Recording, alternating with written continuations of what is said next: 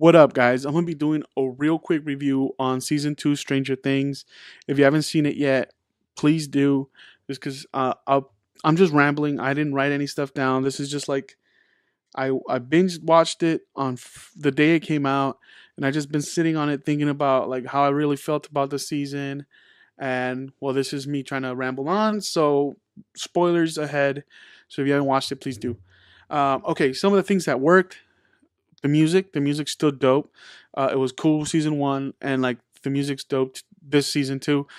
The soundtrack, all the little songs they chose like really fit like the feeling, the theme, like everything about the '80s. Like they chose really cool songs for the soundtrack. Um, the sets, all that stuff was dope. Like the way they made the monster, like episode one, when they introduced like the flying monster. Looks fucking dope. Things with the arcade, all that stuff, it looked great. Um, and all the characters, like all the acting, the kids are like fucking incredible actors. All of them. The one thing I don't like is when they split them up. Like season one, what I had going for it is like their chemistry and how well they all work with each other. And this time it's like you have them like together, episode one and two, the kids without Elle, and then again like some of six, and then episode 8 and 9 they're together, but like everything else in the middle they break them all up and they all have their own little story going. But I feel like that was done because this thing blew up way faster than they ever thought it would, and all the kids got busy. Like one of the kids was in it, and then like the girls doing off this other movie, and like all these kids got booked for other shit. So I don't know if their times would line up for them to shoot season two together like the way they did season one. So they had to split them up, almost like the way Arrested Development did it, where like you only have a few things together. So like not all the episodes they're all going to be together. And I feel like it suffered. It suffered because like now we have to go see what they're doing over here and then doing over there, and it almost like it's as cohesive as they were gonna get it. But then you have stuff like the episode 7 where it was like a straight filler episode. I didn't like that episode at all. And it's like you basically follow 11 to Chicago, find out she has a sister. She has different powers than her. It almost like doesn't even fit that show. Like that tonally, the way they were doing stuff, it just felt like a totally different show than what they've been doing up to now. Um, so I didn't like episode 7. Episode 8 and 9 I feel like the strongest episodes of the whole season. But when the kids are together, I feel like the show works great. It's like A plus. When they split the kids apart, there's characters that stand out, like Dustin and Steven. Some of the stuff with the Will and Mike and Winona Ryder's cool. But like I don't know, I feel like the series lacks when they're all separate. Like I understand like a lot of it borrows from like Dungeons and Dragons lore. So I mean, even though you guys are at different places on the map and like everyone's having their own little adventure, like somewhere you're gonna have to come together and then fight the big bad. But I don't know. I don't know if it worked for this season. Um, I don't know. I think it didn't work. I feel like personally I like it better when they're all together. Reason why like episode 8 and 9 were the best.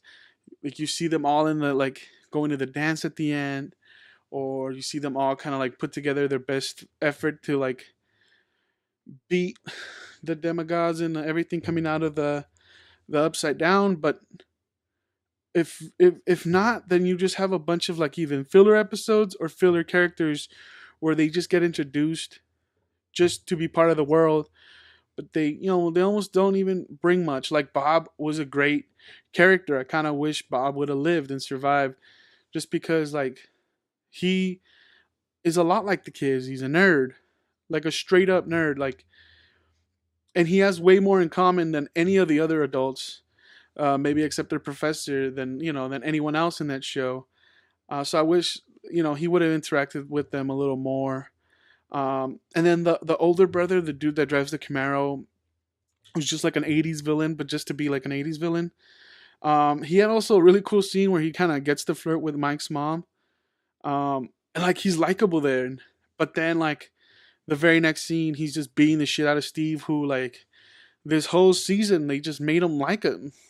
Like he's just a great character because he went from like king of the school and he was kind of a dick in season one to like he redeems himself at the end of season one. Then we kind of like pick up back with him and he's like a whole different person. And like yeah, like the Barb's death didn't affect him in the same way, but I mean that it would, because it's like he's got to live with it too. Like all this shit is happening, but it didn't affect him the way it did his girlfriend or now ex. But like his growth though from season 1 to season 2 is like it's great. I really like him and Dustin's. I would watch a Steve and Dustin spinoff. Like it's funny, like the way he's like telling him about girls and how to pick up and then how to do his hair. I felt like those were great scenes. Um, and it really develops his character. But then there's a lot of characters underwritten or barely in it. Like 11 was like huge in the first season, and this one like yeah, she's the hero, and like we really love when she comes back, but like she's like maybe in less than a third of the whole show. Even though she does have her own episode, but that episode is probably the weakest one of the whole season. Um, but episode 8 and 9, I feel like are the best. But yeah, I mean, like overall, it's an enjoyable season. I don't like that they split up the kids, just because I feel like this show is at its best when all the kids are together. That's why like the Ghostbuster stuff was great. Like some of the stuff in the beginning is great. The middle kind of just drags, and then like the last 2 episodes are amazing, and that's when like the show is at its best. But I'm looking forward to season 3. I kind of hope that all the world building they did this season will kind of like help out and flesh out more character, like help better flesh out characters for season 3, and bigger events and more like government stuff.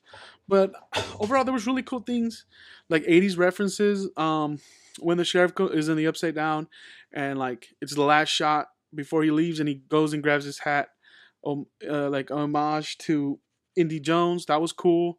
11 when like they gave her punk makeover. I don't know if you guys felt like, but she looked like one of the Lost Boys to me. I thought that was really cool. All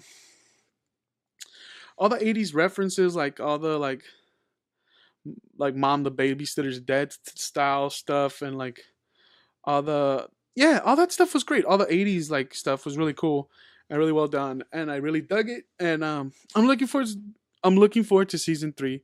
Um, but I mean, season 2 is cool, but not for some faults. But all right, so I think I rambled enough. I hope you guys watch it and enjoy it. Overall, it's still a good show. And yeah, you guys have a good one. I'll check you guys later.